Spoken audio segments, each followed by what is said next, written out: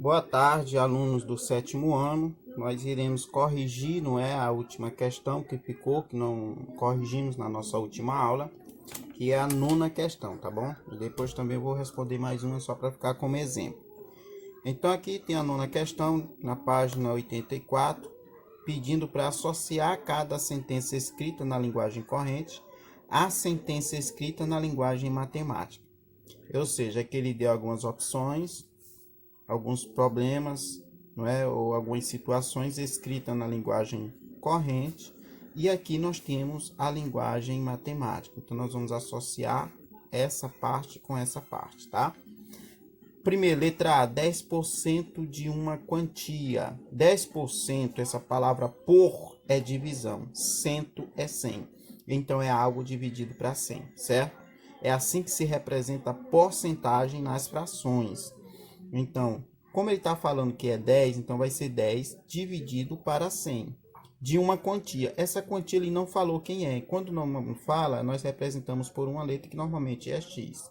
Então, o item aqui que tem essas características é o último, ó, 10 por 100 de um número, tá? Isso representa 10% de um número. A B, o quíntuplo da metade de um número. O que é quíntuplo? Quíntuplo é 5 vezes. O que é metade? É algo dividido para 2. De um número, vê que esse 1, não é? É um artigo indefinido, nós não sabemos quem é esse número. Então, quando nós não sabemos, representamos por x. Então, seria 5 vezes a metade de x. Então, aqui, o que representa isso, ó, é esse aqui, ó, 5 vezes x dividido para 2, certo? Ou x sobre 2. Letra C. A adição, nós temos aqui um mais, certo? A adição é representada pelo sinal de mais. Do sextuplo, o que é sextuplo? Sextuplo é 6 vezes de um número com 4 unidades. De um número, de novo o artigo indefinido 1, que nós não sabemos, então vamos representar por x, de um número com 4 unidades. Então é 6 vezes esse número desconhecido mais 4 unidades. Então, às vezes a ordem aqui não indica, né? Apareceu a adição primeiro, não significa que você vai botar o mais primeiro. Você tem que associar toda a escrita para saber onde é que vai ficar cada um desses itens. Então, primeiro vamos colocar o sextuplo de um número, seja 6 vezes x, mais 4 unidades. Então, onde é que está essa representação? Bem aqui, ó, 6x mais 4, certo? D, nós temos a sexta parte de um número. O que é sexta parte? Sexta parte de um número é um número que ele não indicou aqui de novo, nós chamamos de x, né? O artigozinho indefinido, 1. E a sexta parte seria ele dividido para 6. Sexta parte é um número dividido ou sobre, né, 6. Acrescidos, esse acrescido nós também podemos representar por mais, certo? Porque acrescentou, adicionou, acrescido do seu simétrico. Então, tem algumas coisinhas que a gente tem que conhecer para saber essas interpretações. Isso aqui a gente estudou, mas estudou com outro nome. Simetria é a mesma coisa de oposto. Então, o que seria o simétrico de 2? Seria menos 2, certo? Então, vamos lá. A sexta parte é um número dividido por 6. Acrescidos é mais do seu simétrico, ou seja, é o mesmo número, só que com sinal contrário. Agora, que número é esse? De um número. Na verdade, não é um número que esse nós vamos fazer o simétrico dele. Esse um número, como não determinou, nós vamos chamar de x. Então, seria o que? X, sexta parte de um número. Está aqui o número dividido para 6, mais o seu simétrico, ou seja, aqui não está mais x, então vai ser menos x. Então, esse seria a opção D. E por último, né, nós temos a E, que é o preço de X sorvetes, cada um dos quais custa R$ 1,20. O preço de X sorvete, então não está dizendo quanto é cada sorvete, certo? Ou melhor, o preço de X sorvete, não está dizendo quantos sorvetes são, cada um dos quais custa R$ 1,20. Então, nós temos bem aqui, ó, apesar disso aqui não aparecer o zero, tá? 1,2 é a mesma coisa que 20, 1,20, certo? Vezes um número, que esse número aqui seria a quantidade de sorvete que ele não indicou. Então, aqui está a letra E. Beleza? Então, nós vamos continuar aqui, certo? O nosso assunto. E nós vamos ver as operações algébricas, tá? Continuando na página 86. Vou mostrar um pouco aqui de como essas operações são feitas usando a geometria, certo? Nós vamos aprender a colocar, não só a representar, mas a também calcular área, calcular perímetro, calcular, fazer cálculos dentro da geometria utilizando expressões algébricas, certo? Então aqui ainda continuando aqui a aula, né, na página 86, nós temos operações algébricas. Só podemos fazer adição de termos algébricos quando estes têm a mesma parte literal, ou seja, são semelhantes. Podemos efetuar adições com dois ou mais termos algébricos. Aí nós temos aqui, ó, uma coisa importante é que nós só podemos somar ou subtrair termos semelhantes, certo? Nós vamos ver que no caso das multiplicações e das divisões, não há necessidade dos termos serem semelhantes, mas para adicionar ou para subtrair, tem que ser semelhante. E o que são termos semelhantes? Termos semelhantes, como nós já estudamos, são termos que possuem a mesma parte literal, certo? A gente viu isso, aí nós vamos aprender a aplicar isso no nosso conteúdo, tá? Vamos lá. Aí aqui nós temos um exemplo de um triângulo, certo? Esse triângulo está todo representado por termos algébricos.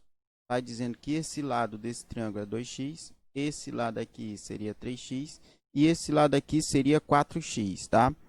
Aí como é que eu vou saber aqui, ó, o perímetro do triângulo? Para saber o perímetro, como nós já sabemos disso, como nós já conhecemos a forma de calcular, é somar a medida de todos os lados. O perímetro de qualquer figura geométrica é a soma dos seus lados. Então, o perímetro vai ser igual a 2x mais 3x mais 4x, ou seja, eu vou somar todos esses três lados aqui. E isso corresponde a 9x. Detalhe, eu só posso fazer isso porque todos estão com a mesma parte literal. Isso faz desses termos algébricos semelhantes, tá? E quando é que eles são semelhantes? Quando possui a parte literal idêntica. Esse exemplo representa o perímetro do triângulo. No B, nós temos aqui, ó, o perímetro do quadrilátero abaixo. Pode ser calculado somando-se os termos algébricos semelhantes. Já nesse caso, vocês vão ver que nem todos, não é? Ou todos os lados desse quadrilátero aqui é semelhante. Por exemplo, aqui nós temos 3x desse lado e aqui nós temos 5x. Beleza, esses dois aqui são semelhantes. Mas aqui em cima nós já temos 9y, então ele não é semelhante a esses dois, tá? Por quê? Porque é uma parte literal completamente diferente. Aqui é x e aqui é y. E aqui embaixo também nós temos 15y. Como é que faz isso? É muito simples.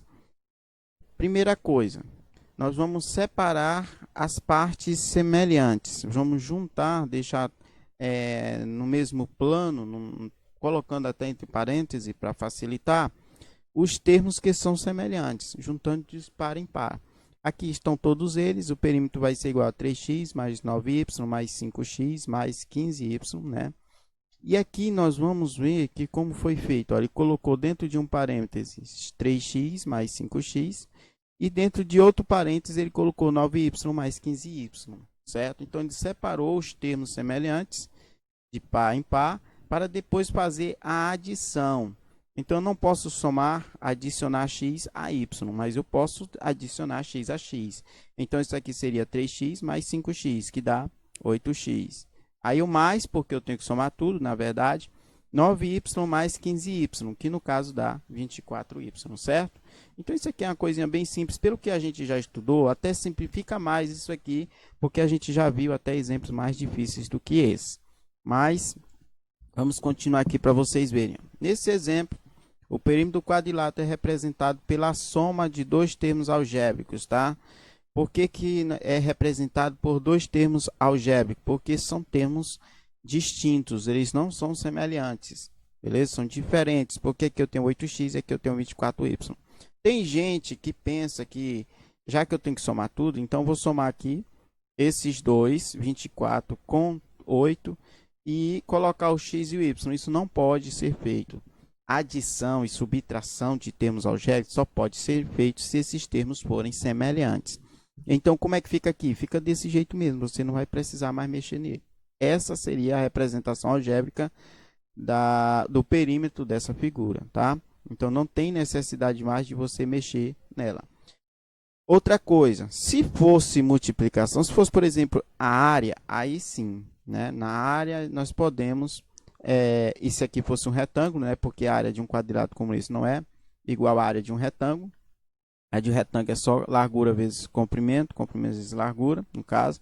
Então, eu poderia multiplicar, ficaria 8 vezes 24, aí eu repetiria x e y, mas se fosse multiplicação, tá? Multiplicação, eu posso multiplicar termos que não são semelhantes. E também na divisão eu posso fazer isso. Mas adição e subtração, só termos semelhantes. Na adição de dois ou mais termos algébricos semelhantes, somamos os coeficientes numéricos e conservamos a parte literal. É o que a gente já vem falando há algum tempo.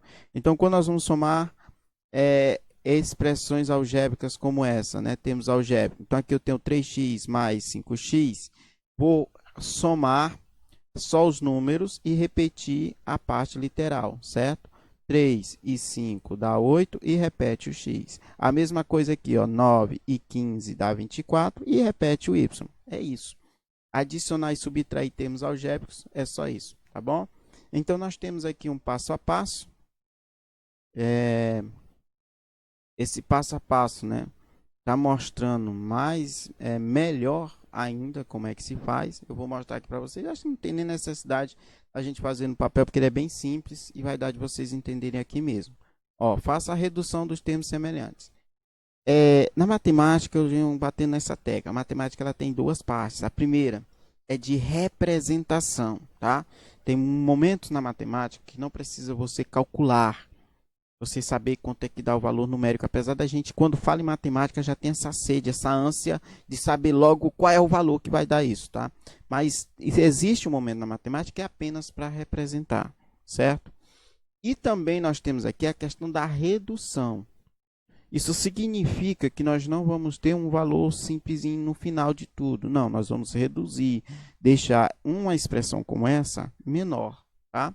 Menor possível, mas não quer dizer que iremos resolver, deixar o valor mesmo, vai dar 10, vai dar 15, não, porque aqui nós não temos valores para representar essas letras.